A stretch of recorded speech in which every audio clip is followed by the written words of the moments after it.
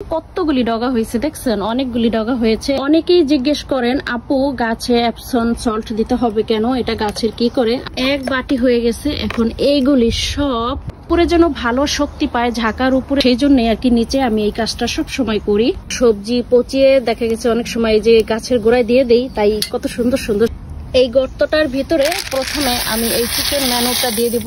সবগুলি গাছের গোড়া আমার নাড়াচাড়া দেওয়া। এই পানিগুলি আমি গাছে ব্যবহার করব বিকেলবেলা। খেয়াল রাখতে হবে যাতে গাছের শিকড় যেন নষ্ট না হয়। শুধু আজকে গোড়াই দিয়ে দিতেছি, পরে স্প্রে করে দিব।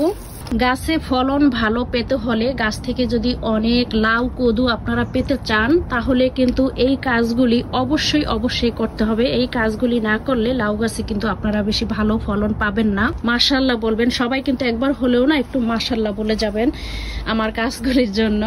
তো এই যে দেখেন, যখন মানে খাবারের প্রয়োজন হবে, ঠিক মতো যখন গাছে খাবার পাবে না, তখন কিন্তু দেখা গেছে এই গাছগুলির পাতাগুলি লাল হয়ে যায়। আসসালামু আলাইকুম, কেমন আছেন সবাই? আশা করি সবাই আলহামদুলিল্লাহ অনেক অনেক ভালো আছেন। আমিও আলহামদুলিল্লাহ অনেক ভালো আছি। আজকে আপনাদের সাথে নতুন আরেকটা ভিডিও নিয়ে চলে এসেছি। আজকে দেখাবো লাউ গাছের পরিচর্যা কিভাবে করতে হয়। আমি যেভাবে আমার এই লাউ গাছের পরিচর্যা করি সেটাই আপনাদের সাথে শেয়ার করব। আশা করি আপনাদের ভালো লাগবে। তো প্রথমত আমি লাউ গাছে যে কাজটা করি তা হলো, গাছের গোড়া থেকে একদম ওই ঝাঁকা পর্যন্ত আর কি, এই ঝাঁকার উপরে না, ঝাঁকার নিচ পর্যন্ত যত এরকম ছোট ছোট আর কি নতুন এই যে দেখা গেছে টেঙ্গি বের হয়, এগুলিতে ফুলও আসে বা লাউয়ের কড়াও ছেড়ে যায়। তো এগুলির কিন্তু মায়া করা যাবে না, সব মায়া দয়া ছেড়ে এটা এইখান থেকে কেটে দিতে হবে। এইখান থেকে আমি কেটে দেব। এইভাবে করে যতগুলি মাথা বের হয়েছে আমি সবগুলি এভাবে করে কেটে দেব। এই যে এখান থেকে একটা কাটছি, এই যে একটু উপরেই আরেকটা মাথা বের হয়েছে, কত সুন্দর না, কচকচা। আসলে এরকম ডগা দেখলে কাটতেই কিন্তু মন চায় না, তাই না? এটাও কেটে নিব। এই যে এটা এখান থেকে একদম গোড়া থেকে কোনো কিছুই রাখবো না। এই ছোট ছোট ডালায় কিন্তু অনেক সময় দেখা গেছে ফুল ফল চলে আসে, সেগুলি কিন্তু না মায়া করা যাবে না, কোনো মায়া করবেন না। মায়া দয়া ছেড়ে এইভাবে করি না, এগুলি কেটে দিতে হবে। এই যে দেখেন কেটে নিয়ে আসছি। এই যে এই গাছটার দেখেন একদম গোড়ায় এই যে ডগা বের হয়েছে, এটাও আমি রাখবো না, এটাও কেটে ফেলবো। এই যে আরেকটা বের হয়েছে, এইভাবে করে সবগুলি আগে ডগা কেটে নিলাম। কতগুলি ডগা হয়েছে দেখছেন, অনেকগুলি ডগা হয়েছে, এগুলি রান্না করে খাওয়া যাবে। তারপরে এখন যা করব, দেখেন লাউ গাছের কিন্তু একদম গোড়ায় দেখেন কত বড় বড় এক একটা পাতা, সবগুলির গোড়া কিন্তু ঢেকে রাখছে। আলো বাতাস কোনো কিছুই কিন্তু তেমন একটা পায় না। তাই প্রথমেই আমি এখন এই গোড়া থেকে একদম গোড়ার এই মাটির সাথে এই পাতাটা কেটে গোড়াটা পরিষ্কার করে দেব। এই যে এই পাশ থেকে এটাও কেটে নেব, এই যে এই পাশ থেকে এটাও কেটে নিচ্ছে। এইভাবে ওই যে ওই গাছটার এগুলি কেটে সবগুলি গাছের গোড়া কেটে পাতাগুলি কেটে আর কি গোড়াটা 3-4 ইঞ্চির মতো জায়গাটা একদম আর কি খোলামেলা ফাঁকা রাখবো। এখানে কোনো পাতা কিছুই রাখবো না। এত সুন্দর তরতাজা এই পাতাগুলি কাটতে কিন্তু অনেক মায়া লাগে। আমাদের কাছে মনে হয় যে গাছের এই পাতাগুলি যদি কেটে দেই, ডালাগুলি যদি কেটে দেই, তাহলে মনে হয় গাছের শক্তি চলে যায়। আসলে কিন্তু তা না, কথাটা কিন্তু একদমই ভুল কথা। শক্তি কিন্তু চলে না। আর কি কারণে আমি এই পাতা ডগা ডালা সব কাটতেছি তাও আপনাদেরকে বলে দিচ্ছি বোঝার জন্য। কারণ যখনই আমরা নিচ থেকে এই ডালা পাতাগুলি কেটে দেব, তখন এই গাছ যখন ঝাঁকার উপরে যাবে, তখন কিন্তু ঝাঁকার উপরে যাওয়ার পরে উপরে গাছে আর কি শক্তি পাবে। আর এইটা যদি নিচের থেকে আমরা না কাটি, গাছের যত দেখা গেছে ভিটামিন ওইগুলি এই ডালাপালাগুলি টেনে নেবে। এখানে কিন্তু ভালো লাউ কদু হবে না, হবে ওই ঝাঁকার উপরে গিয়ে। তো উপরে যেন ভালো শক্তি পায় ঝাঁকার উপরে, সেই জন্য আর কি নিচে আমি এই কাজটা সব সময় করি। এই যে একদম প্রথম যে 2 পাতা ছিল ছোট ছোট, এগুলি আগে কাটি নাই, এই যে এখন সব কেটে দিলাম। এখন পাতা সবগুলির এইভাবে করে কেটে নেব 3-4 ইঞ্চির মতো আর কি। সবগুলি গোড়ার এই যে পাতাগুলি কেটে পরিষ্কার করেছি। আর এভাবে এই যে নতুন যে ছোট ছোট এই যে মাথা বের হচ্ছে, তারপরে এখানে দেখা গেছে এই যে ফুল বের হবে, এগুলি সব ছিঁড়ে ফেলবো। এগুলি কিন্তু কিচ্ছু আমি রাখবো না এই ঝাঁকার নিচ পর্যন্ত। এই যে এখানে একটা ফুল, তারপরে একটা নতুন ডগা বের হচ্ছে, আমি নিচের এইগুলি রাখবো না, এগুলি সব ছিঁড়ে ফেলবো। লাউ গাছে ভালো ফলন পেতে হলে, লাউ গাছের উপরে যদি শক্তি দিতে চান আর ভালো ফসল যদি খেতে চান, তাহলে কিন্তু সব দয়া মায়া রেখে এই কাজটা অবশ্যই করতে হবে। এই যে দেখেন আমি কতগুলি ছোট ছোট ডগা আগা মাথা ফুল ভেঙে নিয়েছি। এইভাবে করে আমি সবগুলি ভেঙে দেব। এই যে এখানেও আছে পাতা ডগা কাটার পরে এই যে দেখেন সবগুলি মাথা ডগা, অনেকগুলি শাকও হয়ে গেছে। এগুলি রান্না করলে আমাদের একদিন হয়েও যাবে। কারণ লাউ পাতা তো এগুলি কিন্তু গোড়ার পাতাও খাওয়া যায়, এগুলি যেহেতু নষ্ট হয় না, আর লাউ পাতা শক্ত হলেও খাওয়া যায়, এগুলি ফালার কোনো প্রয়োজন হয় না, তাই এগুলি কিন্তু ফেলবো না আমি কিছুই, এগুলি রান্না করে খেয়ে ফেলবো। সব আগাডোগা কাটার পরে এখন আমি যেই কাজটা করব, এই যে গাছের গোড়ায় যত আগাছা আছে, এই যে আমি তো সবজি পচিয়ে দেখা গেছে অনেক সময় এই যে গাছের গোড়ায় দিয়ে দেই, তাই কত সুন্দর সুন্দর সব ধরনের আলু চারা, টমেটো চারা এগুলি ওঠে, এই যে লাল শাক ওঠে, মানে বিচি থাকে তো সেই বিচি থেকে ওঠে।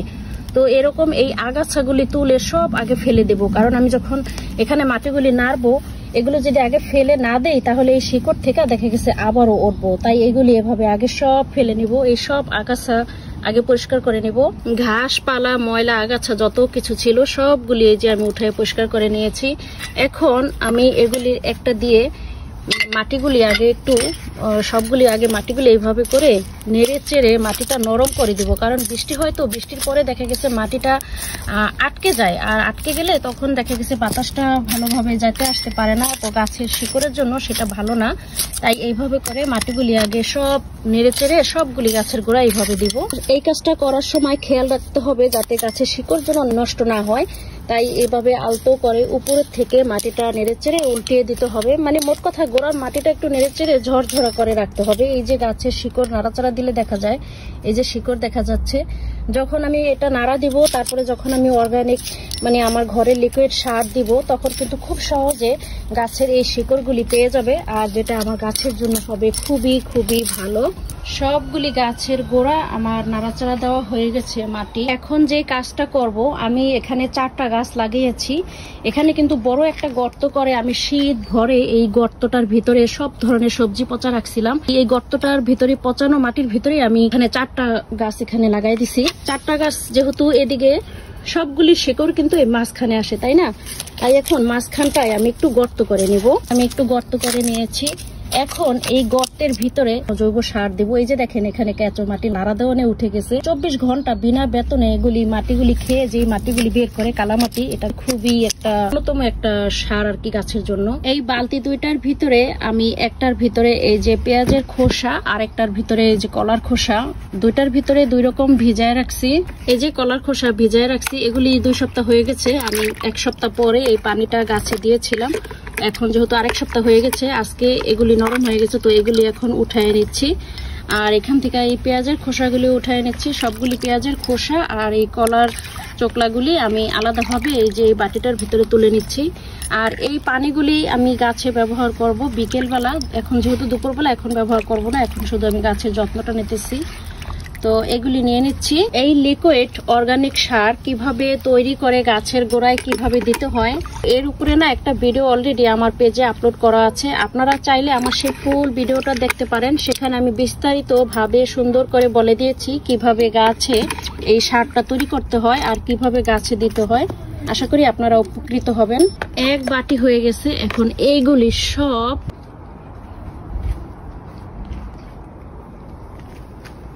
গর্তটার কাছে আমি এই যে এটা রেখে দিলাম। তো প্রথমে আমি যে জিনিসটা দিব তা হলো এই চিকেন ম্যানুর, এটা থেকে আমি কিছু পরিমাণ নেব, কিছুই পাচ্ছি না,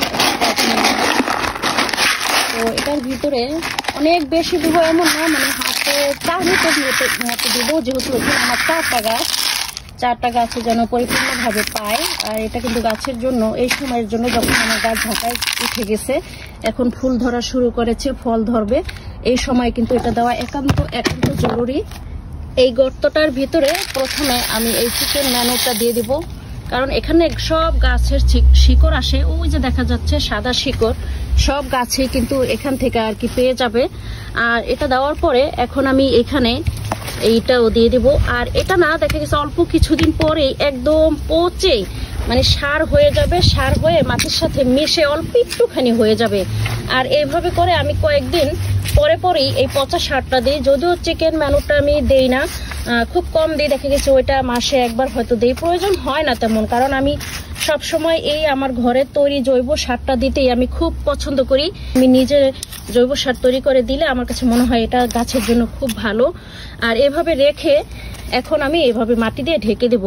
আর যখন আমি গাছে প্রতিদিন পানি দেব, পানি দেওয়ার পরে এগুলি একদম মাটির সাথে পচে একটুখানি হয়ে যাবে। আবার যখন এই জায়গাটা খালি হয়ে যাবে তখন আবার আমি এইভাবে করি, আমি যত সবজির পচাগুলি ভিজিয়ে রাখি ওইগুলি লিকুইড সার হবে, আমি অন্যান্য সব গাছে ব্যবহার করব। সব গাছে দেওয়ার পরে এই পচা যে সবজির এগুলি থাকবে এগুলি এইভাবে করে গাছের এই মাঝখানে দিয়ে দিব। এখান থেকে যেন 4টা গাছে যেন এখান থেকেই পায়।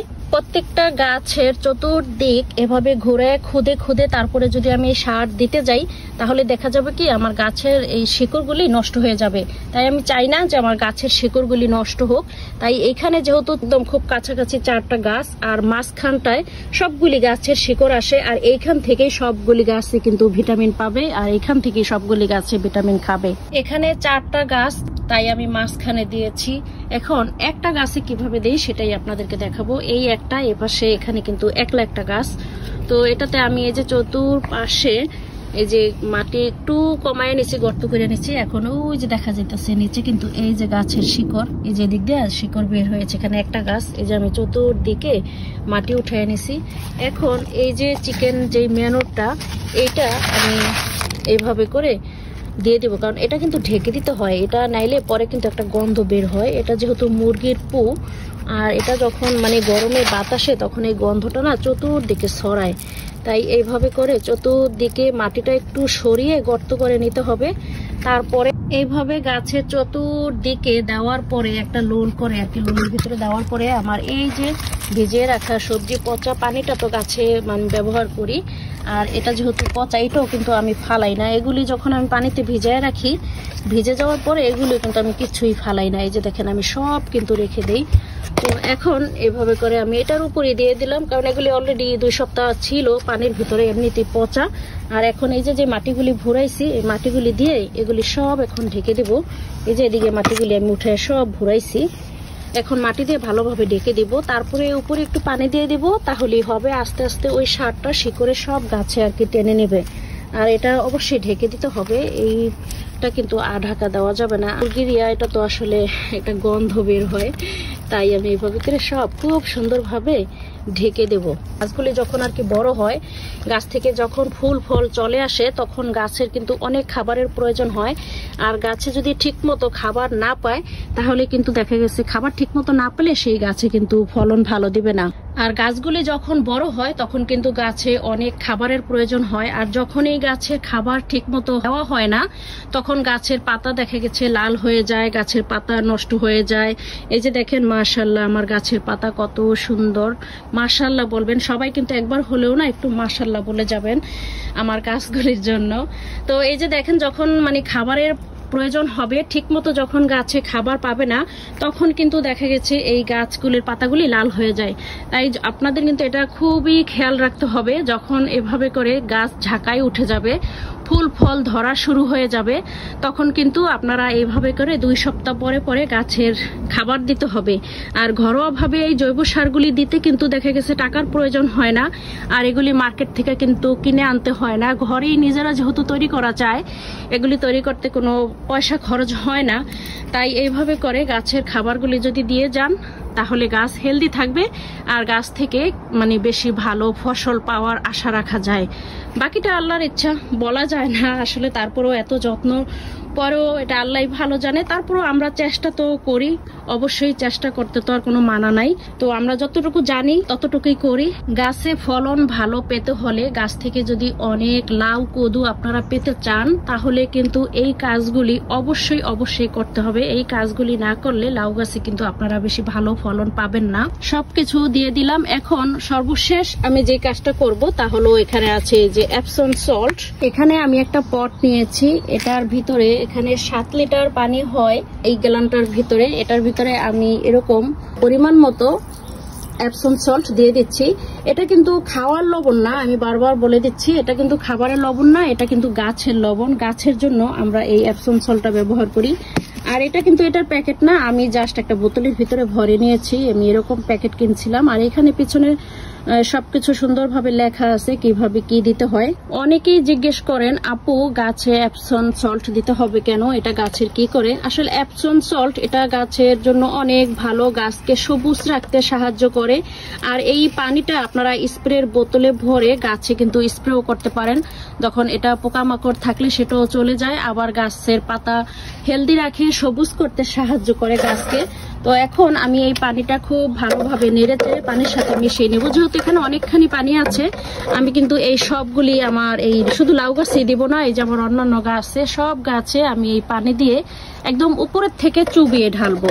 ভালোভাবে গলিয়ে নিব, লবণ যেন খুব ভালোভাবে পানির সাথে একদম মিশে একাকার হয়ে যায়। আর যদি বড় গাছ হয়, যখন আপনারা এটা দিয়ে দিতে পারবেন না পানি, তখন স্প্রের একটা বোতলে নিয়ে গাছে স্প্রে করে দিবেন। আর যদি এরকম ছোট ছোট গাছ হয়, তখন এটা দিয়ে দিলেই কিন্তু খুব সুন্দর হয়ে যায়। সবগুলি গাছকে একটা গোছল করানোর মতো করে এইভাবে যদি পানিটা দিয়ে দেন আপনারা, তাহলে কিন্তু দেখবেন গাছ অনেক ভালো হবে, পোকামাকড় একটু কম হবে, আর দেখা গেছে পাতাগুলি খুব সবুজ আর হেলদি থাকবে। এই এপসন সল্টের গোলানো পানিটা আমি গাছের চতুর্দিকে এই পানিটা এইভাবে করে দিয়ে দিব। পাতা সহ এভাবে স্প্রে করে বোতলে ভরে তারপরে স্প্রে করে দিবেন। আমি এখন স্প্রে করতেছি না, আমি এইভাবে করি, শুধু আজকে গোড়ায় দিয়ে দিতেছি, পরে স্প্রে করে দিব। এইভাবে করে এখন আমি সবগুলির গাছের গোড়ায় করে দিলাম। তো আমি যেভাবে আমি লাউ গাছের যত্ন করি ওইটাই আমি আপনাদের সাথে শেয়ার করলাম। আমি জানি না আপনারা কে কিভাবে করেন, হয়তো বা এক একজন এক এক রকম ভাবে করেন। তো আপনারা যদি অন্যরকম ভাবে করেন সেটাও আমাকে বলে যেন, আমিও চেষ্টা করব আপনাদের মতো করতে। তো আজকের ভিডিওটা আপনাদের কাছে কেমন লাগছে জানাতে কিন্তু ভুলবেন না। ভিডিওটি ভালো লাগলে একটা লাইক দিয়ে ভিডিওটি শেয়ার করে দিবেন, অন্যকে দেখার একটা সুযোগ করে দিবেন, আর আমার সাথেই থাকবেন। দেখা হবে পরবর্তী ভিডিওতে নতুন কিছু নিয়ে। আল্লাহ হাফেজ।